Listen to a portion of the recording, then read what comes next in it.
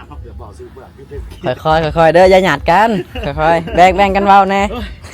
พ่อแหละพ่อสู้ โอ้ยเบิ่งพี่น้องพอได้เห็นผู้สาวแล้วเนาะ ไม่ได้น้อง โอ้ สุดอะไรครับสุดยอดอะไรงามไปด้อยมางามแท้อายุ14ปีได้ป่ะ อายุเท่าใดแล้ววะ 14 บ้านเจ้าเป็นบ้านผู้ไทยบ่อีหล่ะ แม่ โอ้สาวผู้ไทยเนาะ 14อีกครั้ง 14อีกครั้งเสกโลโซมาแล้วโอเคขอบใจด้วยน้องเด้อน้องแสงระวีเด้อบ๊ายบายให้อ้ายในล่ะคุณสวยป้างามเลยครับสาวบ้าน2ห้อง อย่างน่ะประมาณ10เฮือนี่แหละมันเป็นข้าวเจ้านะ อ๋อยังอยู่ว่าซั่น ย่างได้ เจ้าบ่เมื่อใช่จะให้ค่อยไปผู้เดียวค่อยก็บ่ไปแล้ว ยังบ่สู้ ยังบ่สู้ เดี๋ยวกินข้าวเมาไม่ได้หรอ สิไปเกี่ยวตำข้าวเมาคายแล้วนะ ข้าวเจ้าน้องหน้าด้วยครับวันนี้เด้อ ยิ้มจักบาทในอยเดูผู้สาว ฮอนด้าได้ ยิ้มให้เบิ่งได้จักบาทโอ้งามอีหลี ห เว้ย น้าน้องหน้าครับตอนแรกเขานึกว่าน้องฮอนด้าอันนั้นเด้อสัน เว้ยก็งามน้องก็งามเนาะอ้าว ฮะน้องน้องหน้าหมูเจ้าซื้อไง อันนี้น้องมันคือบ่ขาดวะ มันต้องมี เกี่ยวข้าวก็ยังดึงหยาบ บอกเมื่อกี้เนี่ยนะอยู่ในมือเราก็คือจังเข่าอยู่มาหาตัวจังไดคือบ่เข่า เอ้ามันก็บ่เป็น เอาเบิ่งดู บ่เคย เอาเดี๋ยว เบิ่งเนาะเราเห็นนะ โอ้ยมันเกี่ยวคนละดวงสันจะเอาดวงบ่เข่าให้น้องคอยเนาะ ก็เป็น เอาดวงเดียวกันนี่วะ ดวงเดียวกัน โอ้ยดอก อ๋อสบายดีสวัสดีพ่อแม่พี่น้องเบิร์ดสุขุสุขคนเนาะมื้อนี้ก็ยินดีต้อนรับเข้าสู่ช่องบ่าวไลเอ็กไทยบ้านนอกเด้อพี่น้องเนาะตอนนี้บ่าวไลเอ็กก็เดินทางมาแต่เซโปนเนาะว่าสิไปมุกดาหารเนาะพี่น้องเนาะสิไปซ่อมกล้องที่ถ่ายคลิปอยู่ตอนนี้เนาะเพราะว่ากล้องมันเพแล้วเนาะทุกคนเนาะไลเอ็กก็เลยอยากไปซ่อมเบิ่งที่ศูนย์ของมันเนาะเพราะว่าแถวเซโปนแถวสวรรณเขตแม่นบ่ค่อยมีเขาเจ้ารับแปลงเนาะกล้อง DJI ตัวนี้เนาะไลเอ็กจะข้ามไปมุกดาหารเนาะแต่ว่าไลเอ็กบ่อยากข้ามคนเดียวเนาะพอดีว่าบ่าวมันยูทูบเบอร์คนเดินทางเนาะมันคนเดินทางแม่นยูทูบเบอร์ที่เคยไปถ่ายคลิปกับบ่าวไลเอ็กเนาะทุกคนก็น่าสิฮู้เนาะตอนนี้เราว่าสิมาอาร์ตซัพพอร์ตเนาะก็เลยว่าไลเอ็กน่ะสิไปถ่ายคลิปกับไอ้มันคนเดินทางที่อาร์ตซัพพอร์ตก่อนเนาะแล้วจังค่อยกลับมุกดาหารนํกันเนาะพี่น้องแล้วก็ไปส่องหาเวียกเนาะแถวมุกดาหารเนาะว่าเวียกใดที่มันดีๆแน่เนาะก็เลยอยากไปเฮ็ดเวียกเพราะว่าช่อง YouTube เดี๋ยวนี้ก็คือว่าเลยพี่น้องเนาะหากินแบบจังไดพี่น้องลงคลิปแบบเงินแบบพอกินเนาะมันบ่คุ้มแล้วทุกคนเนาะก็เลยอยากไปหาเวียกแน่ถ้าเกิดว่ามีเวียกอยู่ฝั่งไทยอยู่แถวมุกดาหารก็อยากไปเฮ็ดเวียกในพี่น้องแล้วก็สิไปซ่อมกองน้ำเนาะตอนนี้แม่นยังรอท่าบ่ามันกำลังขามมาแต่มุกดาหารแหละเนาะขามสิไปอาสาพรตอนนี้ลาเอกแม่นท่าบ่ามันอยู่ที่เส้นทางไปเมืองอาสาพรเนาะทางแยกเนาะ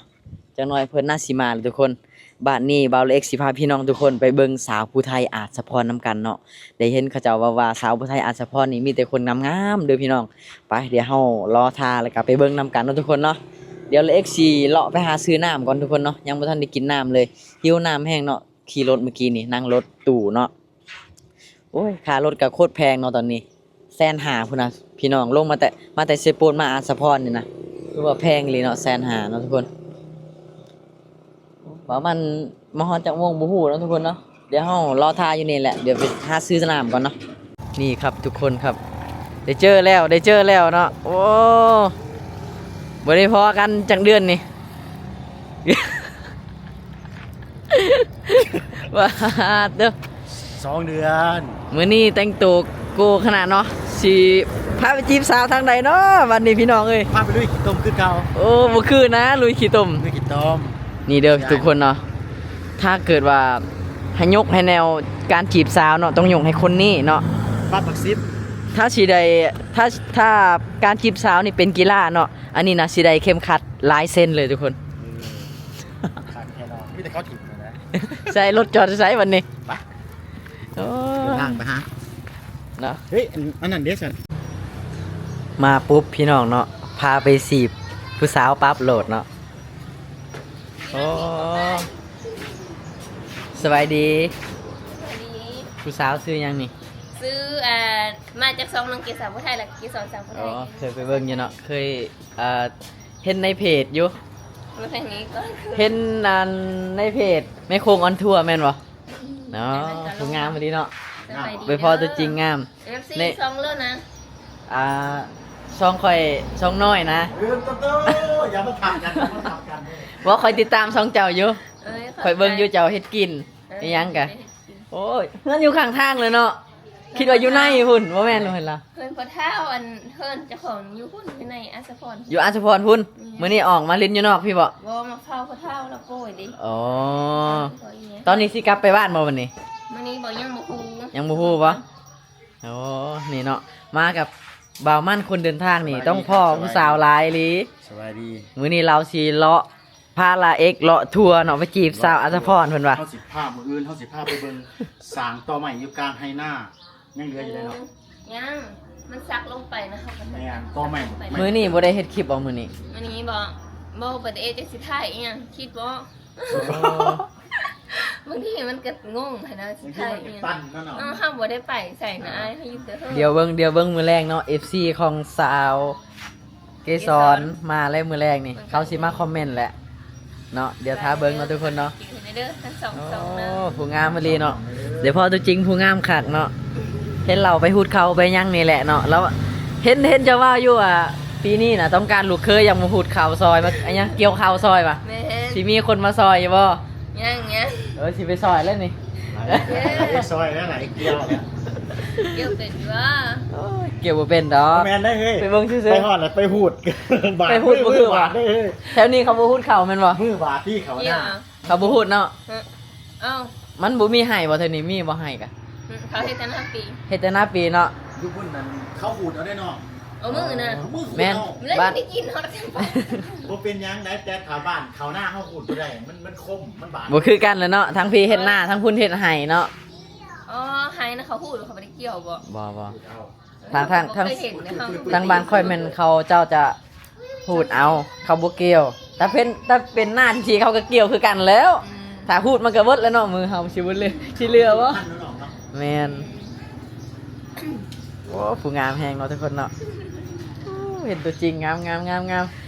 นน้ำเกิด บ่ เพิ่นย้องจน ไอ้มันนี่เรามาตลอดบ่นี่เรามาตลอด มาตลอดเพิ่นก็แต่โดดแล้วเป็นอายเป็นอายฮะ เราก็มาหาเกือบสิคู่มือบ่จักนี่ทุกเดือนเลยบ่ คันมากก็มาแวะตลอด ตรงแว่เนาะ อ๋อต้องแว่บ่จังซี่บ่อ๋อ แวะลิ้นแวะหากันกินข้าวไทยดีแหละ เอื้อยน้องญาติพี่น้องเพิ่นฝากเครื่องมาเฮือนอ้ายอยากเอามาส่งให้น้องจังซี่นะ เออจังซี่บ่อ๋อแสดงว่าเราเวลาเรามาพี่เราก็ต้องได้แว่แม่นบ่ แม่ หาน้องเนาะ ไผสิเลยเนาะงามปานนี้เนาะ เป็นไงฮะเนาะ เป็นน้ำเกลือ ปกติก็มีหลาย บ่เป็นน้ำกรองแล้วนี่งามเลยแล้วเนาะนี่แฮงงามเลยนี่ เดี๋ยวนี้คนบ่ค่อยอยู่บ้านปานใดแล้ว อ๋อ คันเขาอาจจะพอตอนนั้นนะเนาะไอ้เนาะยูทูบเบอร์ เป็นทีมเดียวงานกับ เป็นทีมงานเดียวกันกับเขาเจ้าซาวฟิล์มน่ะบ่ ก็จักน้ำเดียว ฮู้จักน้ำเดียวบ่อ๋อ จักกันไปหาไปแอนกันตลอด โอ้ มีนัดไว้ดีช่วงหาปลานี่สิพากันไปหาปลา เออยูน้องเฮาก็มีเด้อปีนี้เด้อเฮาปล่อย โอ้ยอย่าบอกเด้อไฟมันประทันแม่เดี๋ยวนี้ล่ะบ่น่าบ่ได้ไฟน่ะบ่ ฮะ บ่ได้ไฟนะ ไอ้น่าก็ปล่อยเขาปล่อยก่อนนั้นก็มีมันไปเถอะนะนี่มันง่ายจริงเลยเด้อง ามเลยทุกคนเด้อสาวผู้ไทยงามแฮงเนาะงามอีหลีเนาะนี่แหละสาวเกสร สวัสดีน้องเกียวคนสวย สบายดีอ๋อคือว่าเห็นในร้านเซเว่นเมื่อกี้นี่เนาะ อันนี้ของป้านะ อันนี้เป็นเพื่อนของพ่อเฒ่าบ่ แม่ พ่อเฒ่าเนาะเพื่อนเราแท้พูดเนาะยังเข้าไปในยังไกลเติบเด้ เศร้าครับ พูด ประมาณนี้เลย30กิโล ทางยังเป็นทางดินแดงบ่หรือว่าเขาเฮ็ดทางใหม่ล่ะ อันนี้มาแล้วทางรายจางมาแล้ว ฮอดบ้านเลยบ่เอาแสดงว่าไว้ลีเนาะเขาเจ้าเฮ็ดนี่ แต่ปีเลิศหลายปีละได้ เอ้าบัดค่อยมาบ้านสาวฟิล์มเด้ซะ อันเดียวกันน่ะทางเส้นเทนธรรมดา ธรรมดาบ่ เลี้ยวซ้ายไป อันนี้คือเขาเมืองนะ อันนี้เข้าเมืองบ่อ๋อคิดว่าไปทางนั้นเรียบร้อยแล้วรถนี่เนาะสิไปบ่ได้รถเก่งนี่ ทางนั้นทางได้ทางมันฟินเนี่ย อ๋อ มือจะถึงมือจะถึงเมื่ออยู่บ่ เมื่อเขาเมื่ออัน มื้อนี้บ่มื้อนำบ่มื้อนี้ มื้อนี้ มื้อนี้บ่มื้อนำบ่ บ่มีเวว่าสิไปเกี่ยวข้าวซอยผัดบ่มื้อนำย้ายแล้วทุกคนเนาะ แล้วแหละคนหน้าบ่มาไว้เป็นยังเข้างานเด้อ ตั้งใจสิมาเกี่ยวข้าวซอยนี่ ยังเข้างานเด้อ อ๋อ ติดตามตู่มาเด้อยังหน้าประมาณ10เฮือนี่แหละมันเป็นข้าวเจ้านะ อ๋อยังอยู่ว่าซั่น ยังได้ เจ้าบ่เมื่อใช่จะให้ค่อยไปผู้เดียวค่อยก็บ่ไปแล้ว ยังบ่สู้ ยังบ่สู้ เดี๋ยวกินข้าวเมาบ่ได้เหรอ สิไปเกี่ยวตำข้าวเมาคายแล้วนะ มันยังบ่สุกเด้อีมันสุกแล้วจะหาตามตู้เนาะ อ๋อเสร็จเพิ่นบ่เมื่อนำโอเคไปก่อนเด้อผู้สาว โดย แล้วเจอกันใหม่เนาะโอเคขอบใจน้องไข่สอนน้องพี่น้อง สาวไข่สอนคนสวยเนาะ FC เล่าใครเป็น FC เล่าคอมเมนต์มาเด้อนี่งามไม่รีตัวจริงเนาะทุกคนตอนนี้เฮากำลังเดินทางสู่เส้นทางเมืองอาจสะพรเนาะเมื่อกี้นี้บ่าวมั่นคนเดินทางนะพาไปแวะผู้สาวแล้วเนาะโอ้ผู้สาวเมื่อกี้ก็งามเลยพี่น้องแต่ลืมถามว่าโสดหรือบ่เนาะก็ลืมเนาะเพิ่นฟ้าวเพิ่นว่าฟ้าวไปมื้อนี้สงสัยเพิ่นนัดกับผู้สาวอยู่อาจสะพรแล้วเนาะ สาวหลาย สาวหลายแห่งขนาดเลยนี่แหละค่อยว่าถ้าเป็นกีฬานี่เราได้แซมเลยเนาะนี่ได้แซมแล้วเด้อถ้าใครอยากฮู้คาถาจีบสาวเนาะมาฝึกน้ำเหล่าได้เนาะเราจะพาไปจีบเลยทุกคนอันนี้ก็บ่ได้พ่อกันดนแล้วได้นี่เนาะและเอกก็จนลืมเลยวิธีจีบสาวแต่ก่อนน่ะไปนำกันตลอดจีบสาวนี่โอ้ยเนาะคักขนาดเลย FC ก็ยังว่าเนาะว่าและเอกบ่ได้มาถ่ายคลิปผู้สาวว่าเว้ากับผู้สาวก็เกอะกะแล้ว บูฮู้เลยทุกคนวันนี้สิมาเฮียนใหม่เนาะมาเฮียนน้ำเพิ่นสีผ้าตะลุยคลิปนี้จีบสาวอาสะพรนะทุกคนสาวผู้ไทย สาวผู้ไทย โอ้ มาสปอร์ต มีแต่คนงามเลยไปทุกคนเดี๋ยวลุยไปนำกันเนาะ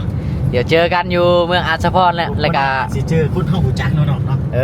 ผู้ใดเนาะคนรู้จัก คนเฮาหูจักแบบ คนรู้จัก เคยออกคลิปน้ำกันหลายเทื่อเนาะแต่บ่ได้เห็นกันโดน โอ้แม่นเลยเนาะ เดี๋ยวมาอาซีพอกันแหละนี่ทุกคนก็คือจุดประสงค์และเอกแมนจะไปมุกเนาะแต่ว่าอยากข้ามไปคนเดียวกันบกคักแล้วเนาะถ้าไปมุกก็ต้องไปหาเพิ่นเนาะผู้นี้ว่ามื้อนี้เบามันอ่ะ เพิ่นสิข้ามมาลาวก็เลยว่าจังไดก็ท่ากลับพร้อมกันเนาะเพิ่นว่าอย่าเฝ้าไปว่าสิพาไปจีบสาวก่อนเนาะไปก็ไปทุกคนวันนี้ก็เจอกันอยู่อาสะพรเนาะ เดี๋ยวสิเก็บภาพบรรยากาศไปเรื่อยๆเลยทุกคนเอ้ยนี่เนาะบรรยากาศก็สิแหละใกล้สิฮอดหน้าหนาวแล้วก็มืดครึมแน่จังหน่อยเนาะบางบอนก็สิมีฝนตกลิ้นเนาะทุกคนตอนนี้แม่นฮอดสะพานเนาะหรือว่าครัวเนาะที่จะไปเมืองอาจสะพรอันนี้คือเส้นทางไปเมืองอาจสะพรเนาะก็ยังเป็นดินแดงเนาะเมื่อเราเข้าไปในแล้วเนาะมันมีบ่อนดินแดงแน่แล้วก็มีมองทางดีๆแน่เนาะนี่แหละอันนี้คือครัวทุกคนโอ้ขอข้ามไปเนาะเป็นครัวเล็กเนาะที่ใส่ทั้งเทิงแมนเขาเจ้าจะใส่แป้นเนาะบอนรถเหยียบนะทุกคน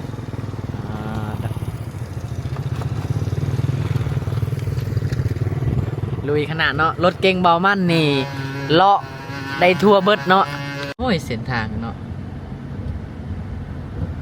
จอดรถอาบน้ำก่อนบ่ รถเก่งเพิ่นนี่บ่ธรรมดาเนาะลุยกว่า Ford Ranger เขาเจ้าอีก คอแต่หัวเพื่อนผู้สาวอยู่ไสเนาะไปได้หมดนะรถเก่งนี่นะทุกคนเนาะ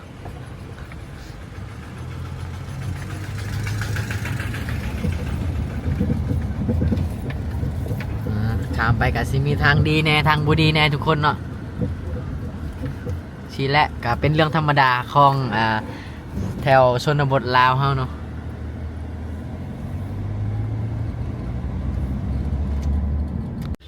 ทุกคนตอนนี้ก็เข้ามาฮอดเมืองอัศพรแล้วเนาะโอ้ยเพิ่นโทรนัดผู้สาวเด้อทุกคนโทรไผกับอีล่าโทรไผกับอีนางเนาะคักอีหลีเราฮู้จักผู้สาวหลายอีหลีเนาะปาดตัวพี่น้องนี่บ่ได้พอกันดนเนาะพี่น้องบ่าวจันดาราพาเลาะเนาะบ่ได้ออก2ดน บ่ได้ออก2ดนแล้วเนาะพี่น้องก็คืออายเพิ่นย้ายเวียงมาแต่เซโปนแล้วตอนนี้แม่นมาอยู่บ้านเนาะเปิดร้านอยู่บ้านเนาะ แม่น โอ้เนาะคอยว่าไปใส่เด้คือบ่เห็นเนาะวันนี้ Happy to Happy to เราปั้นคนตัวเราปั้น อยู่หมองใดแฮปปี้ทู นี่ไปเซ็นนั่นน่ะอยู่ใกล้ทางโรงเรียนนะ ก่อนสมัครวงเวียนสายคือกลัวมือ เบิ่งเด็กว่า นะ โอ้ขวาโอ้ ดนบ่ได้พอกันก็เลยมาแวะหากันนี่บ่ได้พอกันดนเนาะแต่ก่อนก็ แจ้งว่า ลุยเนาะไปเฮ็ดคลิปชนบทนี่เลาะลิ้นๆนี่แหละเนาะก็บ่ได้เงินจาก YouTube ดอกเนาะก็ไปเฮ็ดลิ้นๆม่วนๆแม่นบ่ กินฮอดกันพี่น้องเนาะก็เลยมาหาเราเกือบลงทางเนาะบ่เจอเฮือนเราหาบ่เห็น เนาะด้นบ่ได้มากะเลยบ่จื้อทางเนาะตอนสาวงามเนาะบ้านยังก่อน เจ้าสร้าง บ้านยังนี่ภาษา กินไหม อันนี้บ้านยัง เฮาอยู่ว่าสังห้อง อ๋อเราอยู่พูนได้กัน แต่เราบ่ได้สองใจเด้อ บ้านสองใจเห็นยังนี่บ่ได้เข้าโรงเรียนอ้อมเห็นหรือบ่ ออกไปแล้ว จบแล้วเนาะ บ่ได้จบเห็นมหนึ่งแล้วก็ออก เอ้าคือฟ้าออกสิเอาครัวบ่ บ่พ่อแม่บ่เคยเห็น เออ เจ้าก็ใช้เรา จะซื้อยัง จะ ซื้อแสง ซื้อสาวแซงเนาะสาวผู้ไทยบ่ แม่น อ๋อแถวนี้สาวผู้ไทยเนาะ บ้านบ้านชื่อโปนเด้อ สาวผู้ไทยนี่งามเบิดคู่คนเลยทุกคนผิวขาวแบบหนาเนียนเนาะเป็นจังไดล่ะมีผู้บ่าวเลยตีนี่มีหรือบ่ บ่บ่ เจ้าจะพ่นมาทางนี้เด้ ยังบ่ทันมี วะ วะ สั่งครับผม สาวโซ สั่งนะสั่งรถ จะมาขายเครื่องนี่ดิขายน้ำนี่ดิ บ่มาซื้อเครื่องแล้วมาไว้เล่นน้ำเรา อ๋อสิเครื่องเลยเอาไปเรียนเนาะโอ้ยเฮ็ดจังได้เด้พี่น้องวันนี้เว้าผู้ไทยบ่ค่อยเป็นนะวันนี้ ยังมื้อแรกก็ขายเลขบ่ บ่บ่ได้ค่ะ บ่ได้ขายเนาะอ๋อ รถจักรไหนกับเขียว ซื้อของนี่เอามาขายบ่หรือว่าซื้อกินซื้อนี่ ซื้อเครื่องซื้อสีมือปั่นขายเครื่องคือการขายน้ำปั่น โอ้ใส่หันลาวไปสิไปอุดหนุน อยู่แต่ตีผู้สังเห่ผู้บ้าน บ้าน ผู้สาวไปกินน้ำในอยเด้อ คุย เขา แสงแห่ ไปยิ้วเขานะไปกินน้ำในอยเด้อ กิโล เพราะกินเขากับบ่ให้กินมาสั่นผู้สาวเจ้าอยู่บ้านได้ก่อน บ้านสองห้อง บ้านสองห้อง บ้านสอง อยู่บ้านสองห้องซื้อน้องยังนี่ แสง น้องแสงอู้แสงละวีอู้ซื้อเหล้าได้สองแบบได้ไดแสงนี่แบบไปทั้งได้กับสว่างอะนะวีนี่ก็เย็นนะเนาะวีปั๊บปั๊บปั๊บปั๊บยศอันบ้านเนี่ยเจะเฮ็ดหยังขายหยังคือเห็นชิ้น เว้า สี กับ เหลื ผู้ อง สาวนี่ปะมันขนาดเนาะ น้ำปั่นคือกัน ขายน้ำปั่นคือกัน ฮะ ร้านอยู่แถวใดอีหล่ะ อ่อนหวานคันหน้า อยู่อัน มีจีบสาวของว่ามัน โอ้เฮาอยากไปอุดหนุนน่ะนะไปบ่เอก โอ้ย เนี่ย สิไปอุดหนุนได้บ่นี่นะบ้านสาวบ้านยังก็บ่าว สองห้อง บ้านสาวบ้านสองห้องครับ โอ้ทาง งามงามซับซับเดี๋ยวสิขอเฟซเพิ่นไว้อยู่บ่ทาจากไปหาเพิ่น เรามีผู้บ่าวแล้วเจ้าก็สิเอาบ่เพจเรา ฮะเอาเป็น ผู้บ่าวเราคุมเพจแต่เจ้าก็สิเอาบ่ เอาเป็นพี่เป็นน้อง อ่ะ น้องมันยากทักแบบทักไปแบบน้อง กัน คือเพื่อนบ่ ถึงมือเราจับโทรศัพท์ใครแน่บัดที่ผู้บ่าวเราจับนี่แม่นไผอีกนี่คอยผู้จักเจ้าเด้อ แม่นบ่ผู้สาว เพื่อออกไปเนาะ เวลาเนี่ย โอ้งามงามเขาเกือบบอกซื้อเบื่อพี่เด้อ ค่อยๆเด้ออย่าหยาดกันค่อยๆแบ่งกันเว้าแน่ พ่อแหละพ่อสู้ โอ้ยเบิ่งพี่น้อง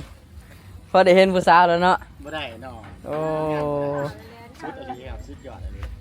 น้ำไปด้อย ถ้าสิได้เป็นหน้าคุณเลยนะเป็นกระเสียเลย โอ้ที่ให้มีผู้มานั่งอันนี้เบาแกะสีมา เบิ่งเนาะโอ้พากันแย่งกันจีบสาวนะบัดนี้ พาน้ำเนี่ย เอาอีหล่ะมึงมีไห้มีแต่ใครนี่แหละอ่ะ เนาะ น้องว่าใครเฮาได้อ้าย ไปเปิดเพลงก่อนได้ยินไหมเนี่ยครับ งามเนาะ ดีเนาะ โอ้ยพี่น้อง ลืมเห็นคนงาม ส่วนไปกับบ่ไปเนาะบัดนี้เพิ่นว่าบ่ไปแล้วเพิ่นว่าทงหน้านะบ่ไปแล้วสิอยู่นี่อีกเฮ็ดจังได๋ละบาดนี้เนาะ แสงละวีคนสวยกับอายุเท่าใดตอนนี้ล่ะเฮ้ย 14 ปี ปาดมางามแท้อายุ14ปีได้บ่ อายุเท่าใดแล้ววะ 14 บ้านเจ้าเป็นบ้านผู้ไทยบ่อีหล่ะ แม่ โอ้สาวผู้ไทยเนาะ 14อีกครั้ง 14อีกครั้งเสกโลโซมาแล้วโอเคโอเคขอบใจด้วยน้องเด้อน้องแสงละวีเด้อบ๊ายบายให้อ้ายในล่ะคุณสวยปาดงามเลยครับสาวบ้านสองห้อง อันนี้สาวปัทาเนาะหลังจากกินข้าวแล้วเนาะแต่งผ้าเขาวให้กินแล้วก็เพิ่นก็ลงมาเฮ็ดเวียกต่อเนาะ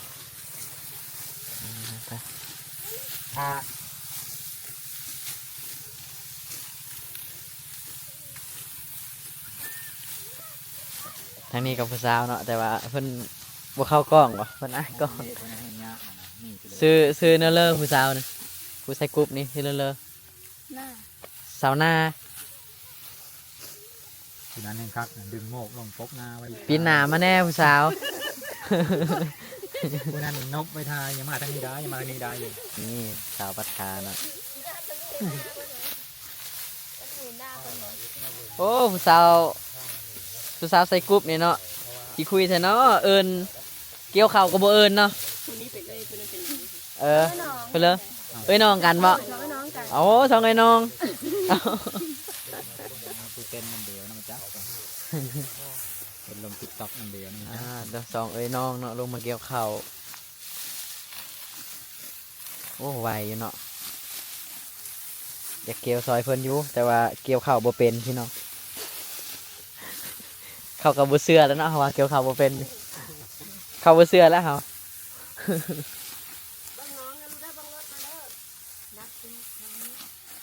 ทางนี้มีแต่ทงนาเนาะพี่น้องมันบ่มีไห่เนาะมีแต่นามันเลยบ่มีไห่เนาะไม่ตู้เนาะเออ หน้ากับหน้า โอ้ทางบ้านคอยผัดมีแต่ไห่นะบ่มีนาจังซี่อยู่เซโปนนะ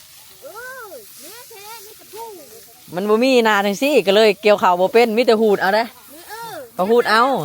ถ้าเกี่ยวนี่ค่อยก็บ่ฮู้แล้วมันสิไปจังใดนี่ เอาเล่นที่เวลาไม่ไปแล้วแต่ น่ะมันเป็นภูเบิดเลยมันบ่มีทงนา แล้ว น่ะเสือ มันเป็นห้องอะไรเขาดำข้าวชื่อ แม่น เครื่องนะเขาชัก สักข้าวให้ เห็นแล้วเห็นแล้ว อืม แล้วพูดเอาเนาะแม่ พูดเอา แม่เห็นแล้ว แม่นแหละ จะไปกับเพื่อนอยู่แล้วนี่ แล้วมากับข่อยแล้วไปเซโปนแต่ว่าเราอยู่เวียงเรา ไปแต่ละเท่ากันนะ เขาติดตามเราอยู่ด้วยค่ะ เราเข้าดองเลย แล้วเราก็มาอาสพรอยู่ได้มากับไอหวดนี่เนาะเรามาแล้วเนาะ ดองเพราะบ่มีเราเข้าไปกินใช้ เออ นั่นเด้น่ะเพราะบ่มีหน้า อ๋อ เขาห้องเพราะว่าจะว่าเฮาอันเจ้าคอยเนี่ยว่าเฮาน่ะว่าเจ้าเนาะ ผู้ท้ายก็เว่ามีคือกันเนาะ ไปพุ่นละเคาะหมดมัน ได้ นี่ ดั น่ะ งเดิมเนาะได้เวลา ได้เวลา เบิ่งกำลัง นี่เนาะเบิ่งเขาเกี่ยวเขาไวขนาดเนาะ ลูกเคย น้องใช่ ไวขนาดเลย ความชำนาญของสาวผู้ไทยอาสพรเนาะเก่งอ๋อเต้าเอ้ยก็เก่งน้องก็เก่งเนาะเกี่ยวเขานี่เนาะ ไม่บอกไม่ต้องบอกว่าเกิดงามเนาะ เอ้ยทั้งงามทั้งเก่งกันแหละเนาะโอ้ถ่ายผู้สาวงามจนเบ็ดเบิดนี่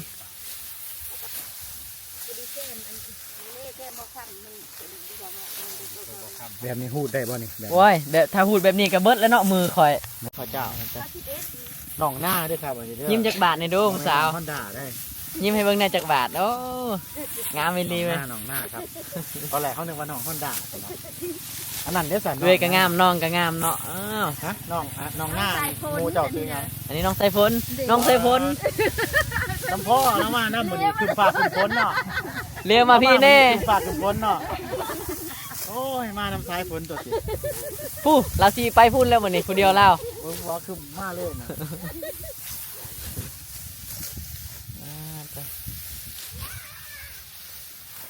เอาสองไอ้น้องวันนี้ไวขนาดเนาะแข่งกันเลยเดี๋ยวเบิ้งสาวปัทธาเนาะเราเกี่ยวเข่าให้เบิ้งเนาะ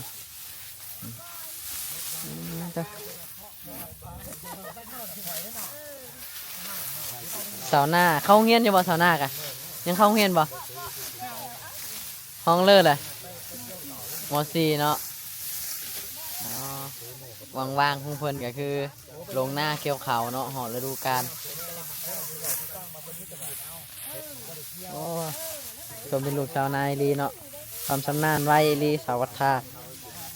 ข่าวเดียวกับเบิดแล้วนี่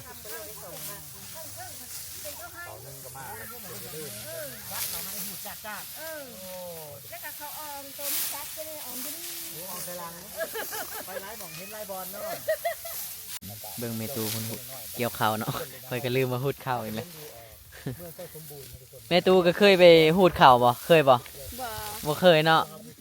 มีแต่เกี่ยวนี่เลย เกี่ยวเนาะทาง ใคร นี้ เห็นเขาหูดอู้จะหูดจังไหนเนาะบ่เป็นหูดว่ะแต่เฮามีแต่เอาเกี่ยวก็เอาว่ะ งงเลยเนาะว่าเขาสิได้เข่าอยู่บ่คิดว่าในใจเนาะ บ่ได้จะพาด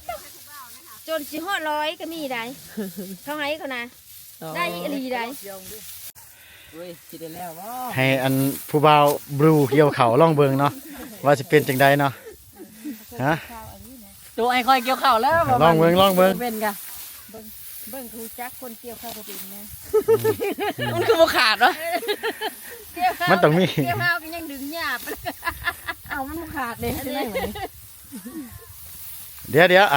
ตัวเกี่ยวแล้วเต็มกำแล้วก็ป้าให้เราลองเกี่ยวมึงเด้อบัดนี้มันสิต่างกันปานใด เบิ่ง เกี่ยวคนละอันบ่เมื่อกี้นี่นะอยู่ในมือเราก็คือจังเข่าอยู่มาหาตัวจังได๋คือบ่เข่า อ้าวมันก็บ่เป็น เอาเบิ่งดู บ่เคย เอาเดี๋ยว เบิ่งเนาะมาเฮ็ดนะ โอ้ยมันเกี่ยวคนละดวงสันจะเอาดวงบ่เข้าให้น้องข่อยเนาะ ก็เป็น เอาดวงเดียวกันนี่วะ ดวงเดียวกัน โอ้ยดอกคักก็ดีครับ คนเกี่ยวเขาเป็น ต่างเนาะ เป็นได้เนาะ โอ้ยหยัง แต่ละหมองบ่คือกันเนาะ เอาบ่เคยจ้ะ โอ้สาวหน้าเป็นเกี่ยวเข่าก็บ่สอนเนาะสอนให้ดูจากบาทนี่ บางทีได้หน้านี่ไวเนาะพี่เนาะผู้สาวท่านนี้เขาจะเอาเกี่ยวเขานะ น้องสายฝนนั่น เอิญมากินข้าวนำก็บ่มาเนาะ ฝนสิตก บายบายสาวทาบายบายแน่ขอบใจเด้อที่ให้เบิ่งวิถีชีวิตโอเคขอบใจเดี๋ยวมาหน้าพ่อกันใหม่